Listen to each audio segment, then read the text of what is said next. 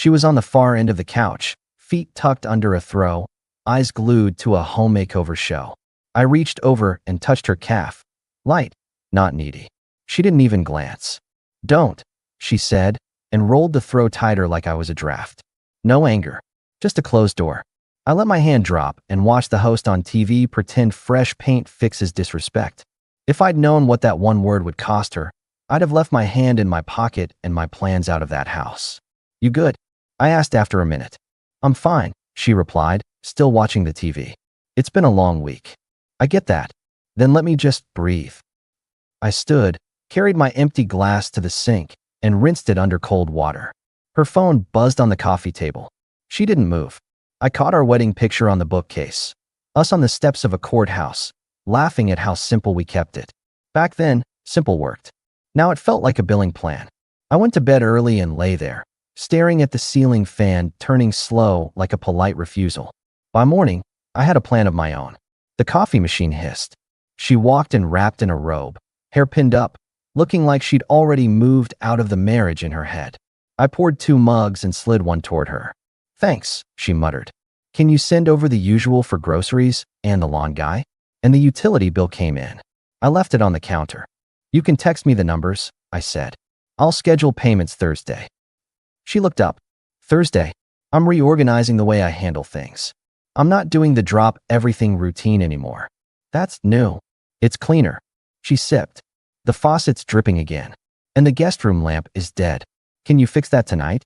Also, Megan's move is Saturday. She needs your truck. And probably your back."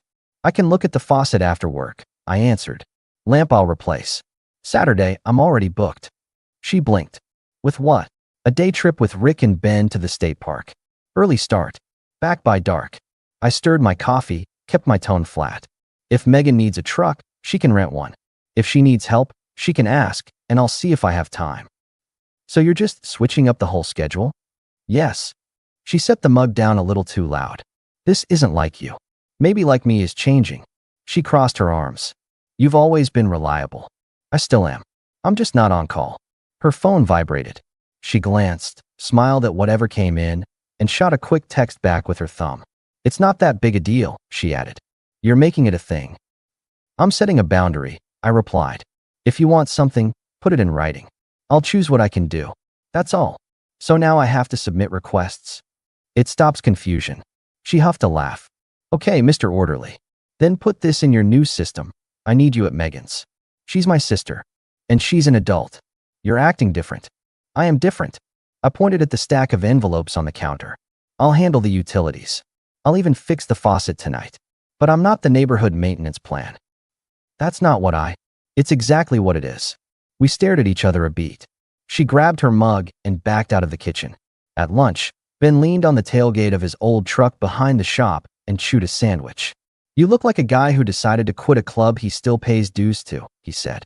"Not quitting," I told him. "Just canceling the parts one never signed up for." "Good," he said.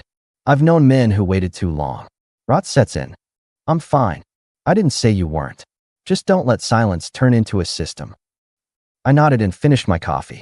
On the drive home, I called Rick. "I'm in for the park Saturday. Early." "Yeah," he said. "You need the spare seat?" "Bring it. I'm leaving my phone in the glove box." When I got home, she was on a video call in the dining room. "Yes, he can help," she said into the laptop, then looked at me. "Night?" "Saturday." I set my keys down. "No, I'm out Saturday." She covered the mic. "Megan doesn't have anybody else. Rent help." She dropped her hand from the mic. "Okay, he's busy," she told the screen. "We'll figure it out." Then to me, "You're making this complicated." "Simplifying," I corrected. "Pick up batteries for the smoke detectors. I'll swap them tonight." "Fine. Text the amounts you need by Thursday," I added. "Control looks weird on you," she said. "Lack of respect looks worse on you." Her jaw tightened. The call resumed. Megan's voice bled through the speakers. "He said no?" "He always..." She cut sound, gave me a venomous glare, and hit leave. "My sister's going to think you don't care. She can think whatever she wants." She picked up her cup. "I'll just handle it," she said, like that crowned her. "Good. Handling is good." The faucet was easy. The silence wasn't. I grabbed tools and a new cartridge, fixed the leak, and cleaned up. She disappeared into the bedroom and closed the door. When she came out for water, I was at the table with a notepad drawing up a simple household schedule. Bills on Thursdays, house tasks on Saturdays if scheduled by Wednesday. Access to me would be through clarity, not assumption. "What's that?" she asked. "Structure," I answered. She rolled her eyes and went back to her show. The throw went over her legs. The message was the same as the night before: don't. Saturday, I still showed up to Megan's place at 9 because I'm not petty. I had gloves, straps, and a dolly. Megan is 3 years younger, chaotic, and not shy about using family like a credit line. "Wow, the cavalry," she chirped. "You're a lifesaver. Can you Venmo me for the truck rental? The place I found is cash only." "No," I told her, picking up a box. "But I'll carry the couch." She stared at me like I'd broken a ritual. "You always help." "I am helping." She looked past me at my wife, who stood by the door with a paper cup. "Seriously? He's doing his minimalist thing now." "Just be grateful," my wife said, but the tone was more performative than supportive. We worked. I didn't joke. I didn't smile. I loaded what I said I'd load, and no more. When Megan started pushing another pile my direction with her foot, I set the dolly down. "I'm not your moving company," I told her. "Give me the things you can't lift. The rest, you can manage or you can hire." She scoffed. "This is family." "Which is why I'm here," I replied. "For 2 hours. After that, I'm gone." My wife stepped closer. "You're being stiff." "Clear," I corrected. Megan muttered, "He used to be useful." I looked at my wife. "You want me useful? Use me as a partner." "That again." "That still." We got the couch downstairs. A neighbor named Alexis, who knew my wife from some yoga group, came by. "Look at you," she told my wife with a smirk. "Got your handyman and your driver." "Don't start," my wife said, but she was smiling at the compliment like it was praise. "Handyman's got a name," I cut in. "And a clock." Alexis blinked. "He's sassy today." "At noon," I said. "I'm done." "That's firm." Another box slid my way. Another assumption. I stepped back. "I'm serious. Choose the hard stuff." Megan threw her hands up. "Whatever. We'll get the guys from the building." At 11:58, I put my gloves in my back pocket and looked at the time. 2 more minutes, I told my wife. She rolled her eyes. "Go to your little park." "You bet." She touched my arm. "Hey," she added softer. "Thanks for coming." I waited for the rest. It didn't come. That night, she came into the garage while I unplugged the shop vac. "You were right," she said. "I'm sorry. I pushed today. It's just, I've had a lot on my plate." "I know." She leaned against the workbench. "I made you a plate of dinner. It's in the oven." "Thanks. I miss how easy it used to be," she said. "We're both tired." "We are. Can we reset?" "We can if a reset means respect," I answered. "Not just a new list." She nodded, walked closer, and put her hand on my shoulder. "I hear you." I looked at the hand. "Words first. Actions after." "I'll try," she said. "I really will." I wanted to believe her. I even slept in the guest room by choice that night to make getting up for the park easy. In the morning, she'd left a note by my thermos. "Have fun. Be safe." It was almost sweet. On my way out, I opened the fridge for water and saw a text flash across her phone on the counter. "Send me $600? Hair and the vet." No please. No context. No good morning. When I came back from the park sunburned and hungry, she had pie on the counter and a small smile like she'd remembered how we started. "It's not nothing," she said. "This stuff you do." "I know," I replied. "So is what I don't do." She looked at me, searching. "Okay." 2 days later, the landscape photo replaced our picture on her lock screen. I noticed it when she handed me the phone to call the plumber she preferred for the upstairs shower. I handed it back with a nod. "Nice mountain," I said. "It's pretty," she answered, like random landscapes often replace a husband by accident. The easy generosity lasted exactly 4 days. Carl down the street had a cookout. Neighbors, cornhole, kids on scooters, everyone pretending we all liked each other's potato salad. I was manning a grill because I can be good with fire and silence. She drifted in a circle of women near the coolers. Jenna, the white wine friend, laughed and said, "So, your guy is like the roommate who pays for stuff and fixes things?" Dream setup. My wife shot me a look, then back to them. "Sometimes," she said, joking tone but the kind that sticks. "He's very reliable." "Reliable is code for boring," Jenna snorted. Don't be mean, my wife told her, still smiling. He's just steady. I wiped my hands on a towel and walked over. Roommate, huh? She lifted her cup. Relax. It's a joke. Good, I replied. Because roommates split everything. Even if they don't touch. Silence around the cooler. Carl raised his eyebrows from the other side of the yard. Jenna looked entertained. My wife faked a chuckle. Can we not? We can, I said. New policy, effective this week. I cover the essentials we agreed on. Extras you want, you handle. My time gets scheduled, not assumed. And if the marriage is a service plan, I'm canceling the premium package. Jenna coughed into her drink. Carl muttered, well, dang. My wife put her cup down. We'll talk at home. Sure, I replied.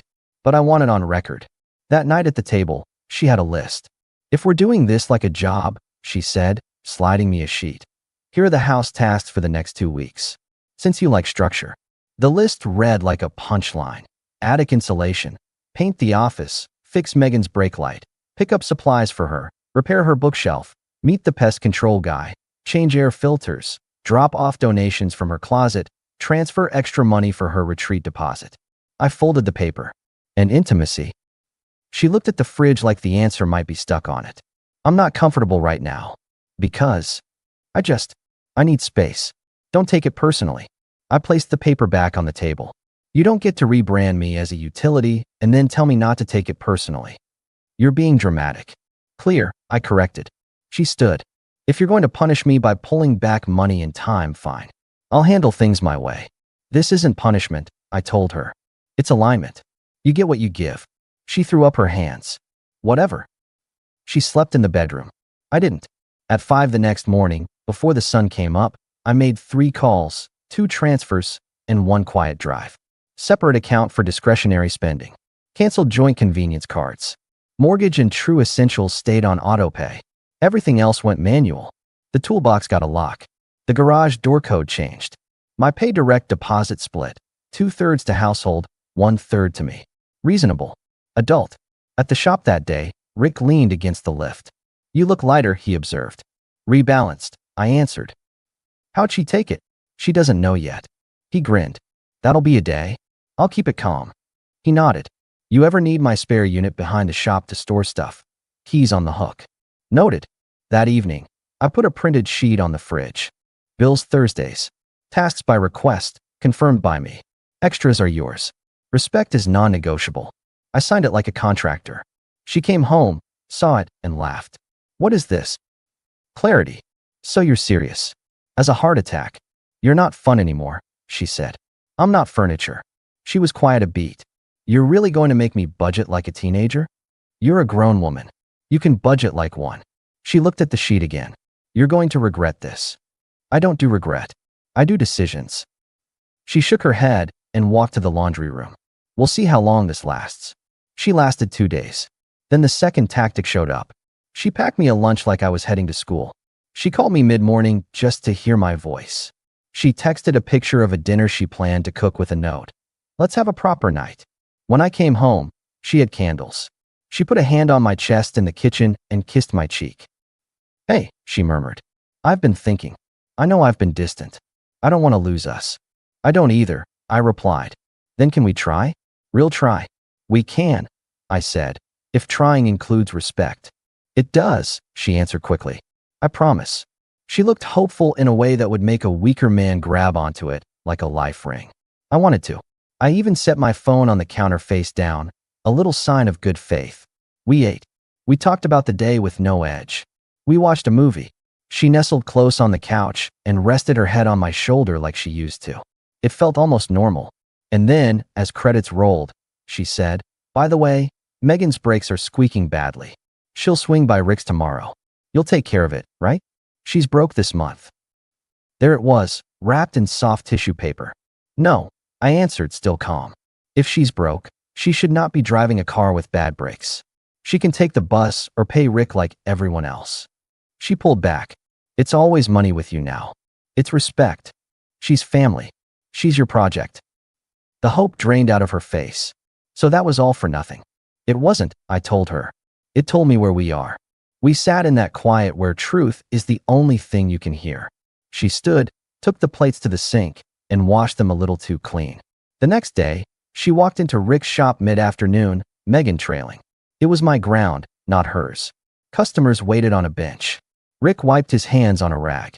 "Hey," she called. "We're here for the brakes. Can you squeeze her in? He'll handle payment." I stepped out from under a car. "No, I won't." She blinked. "Excuse me. This is a business," I said, full voice, not loud. "He charges. She pays." Megan huffed. "It's like $60. Rick raised a hand. "It's not $60, and I don't do favors that make me liable. Schedule an appointment, pay like anyone." My wife looked around at the customers. A guy on the bench put his phone down to enjoy the show. "Can we talk outside?" she asked through her teeth. "We can talk here," I answered. "Public is good. Expectations are clear. You're humiliating me. I'm telling the truth. You turn me into a service desk. I'm closing the service desk." She threw a glare at Rick. "You're loving this." "I like policies," he said. She grabbed Megan's wrist. "Let's go. We'll find a real friend." As the door closed, the guy on the bench whistled low. Rick looked at me. "You okay?" "Better than I've been in months," I replied. By the time I got home, the bedroom was rearranged. My nightstand was gone. A yoga mat lay where my side of the bed used to be. My blanket was folded on the couch. On the dresser, a sticky note. "It's better this way. I need space to sleep." It wasn't the space. It was the ceremony. She'd turned our room into a studio without a conversation. That was the fact that broke something hard. Respect wasn't misplaced. It was evicted.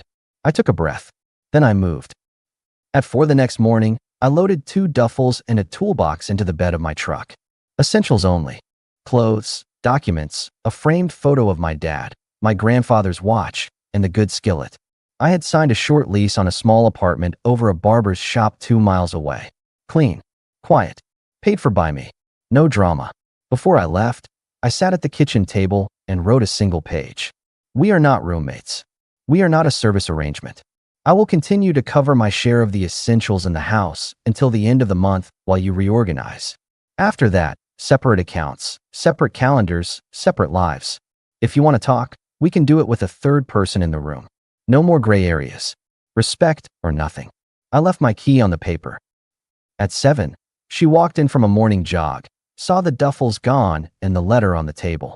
She stood there reading, then looked up at me where I was finishing the last cup of coffee by the sink. "You're leaving," she said.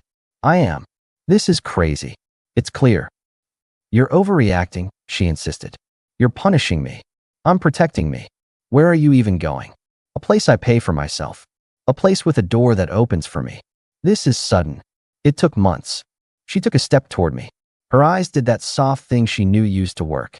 "We can fix this. Stay. Tonight. We'll reset. I'll try harder. I promise. I'll be more available. Don't do this." I held her gaze. Availability on your terms, when it benefits you, isn't closeness. It's management. "I'm trying," she said. "You're adjusting. There's a difference." She crossed her arms, then uncrossed them like she couldn't find the shape that fit. "If you walk out, I won't chase you. I'm not asking you to. You'll regret it." "I don't do regret," I repeated. "I do decisions." "What about the mortgage?" she asked. "The utilities?" "I already set auto pay for this month. After that, we'll split until the house is sold or you refinance. It's spelled out in the email I sent you at 6. "You emailed me?" "I wanted it documented." Her shoulders tightened. "You've planned this." "I plan my life," I said. "You plan my chores." She stared at the letter again. "So that's it. That's it. Say something mean," she muttered. "At least give me that." "No," I replied. "I'll give you a line you can remember." I set my cup in the sink. "You wanted a roommate you could afford. You've got him now. He lives somewhere else." I walked past her, out the door, down the steps, and into morning air that felt like an open window. The apartment over the barber's shop smelled like wood and lemon cleaner. I put my duffels in the closet, set the skillet on the counter, and went to work. Rick handed me a spare key to the unit out back without a word. That Saturday, I bought a second-hand table and a used couch from a guy who said it came from his aunt's place. No attachment, just function. People heard. They always do. Ben came over with a 6-pack of root beer. We sat on the little balcony watching cars crawl down Main. "How's the piece?" he asked. "Loud," I said. "In a good way." "Any blowback?" 3 texts, 2 voicemails, 1 email with a new list. He grinned. How's the list? Unopened. He lifted his bottle. To boundary maintenance. To grown men not asking permission to be treated well. I answered. We clinked. A week later, she called. I answered because I'm not afraid of words. Where are you? She asked. Home. Not funny. I wasn't joking. She drew a breath. Can we meet to divide things? I need the second car on my insurance. And I want the blender. We can meet. Saturday at noon. Public place. A public place? Seriously. Neutral ground keeps everyone honest. At the diner, she wore a nice dress like it could change terms. She talked first, fast. I'm doing what you wanted. I put together a budget. I started paying my own extras. I even told Megan no for once. That's good. So we can go back? No. Her mouth opened, then closed. Why not? Because you didn't want a marriage, I told her. You wanted a package. You can keep it. Just not with me. So that's just permanent. Permanent, I confirmed. She stared at the laminated menu like it might offer her a better line. I told people you're being difficult. I'm sure. Jenna thinks you're cold. She would. She leaned in. Do you want to know what I tell myself at night? That you're doing this to feel powerful.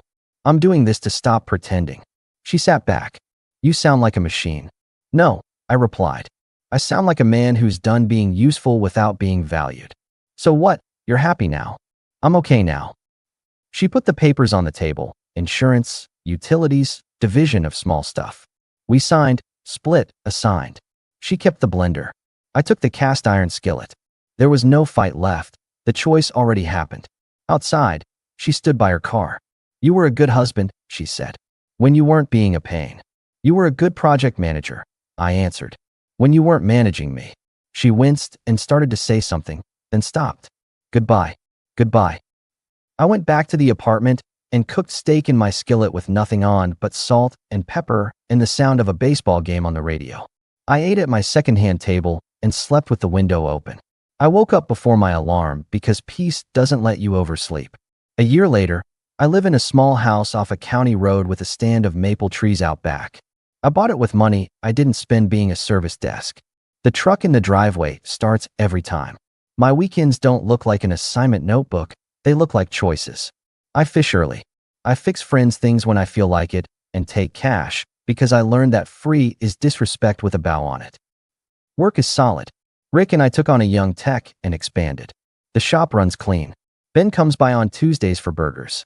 We joke more than we complain. My house isn't big, but it's mine. No signs on the fridge. No chore lists disguised as love. There's a woman, Nora. We met at a community class where we both gave up on salsa after 10 minutes and stood in the back making fun of ourselves. She shows up with baked chicken for my mom's Sunday lunch and brings her own tools when she wants a shelf hung.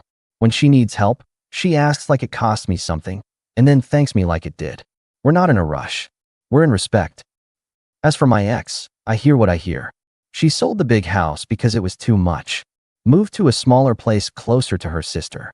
She posted pictures for a while of her yoga room and her morning smoothies and those motivational quotes people use when nothing is actually changing. Jenna found a new target for her jokes. Megan paid Rick full price for her breaks and then left a 5-star review like that made her generous. My ex sent me a polite text on my birthday. Hope you're well. I wrote back, I am. Sometimes a neighbor from the old block spots me at the hardware store and asks if I miss it. Lawn, big kitchen, the comfort of known patterns. I tell them the truth. I miss having a dining room big enough for 12, I say. I don't miss eating alone in it. If I ever pass my old street, I keep driving. You don't return to a place where you taught someone how to treat you and then watch them choose not to. You don't hold out for gratitude. You build a life that doesn't require it. And when people ask me what I learned, I keep it short.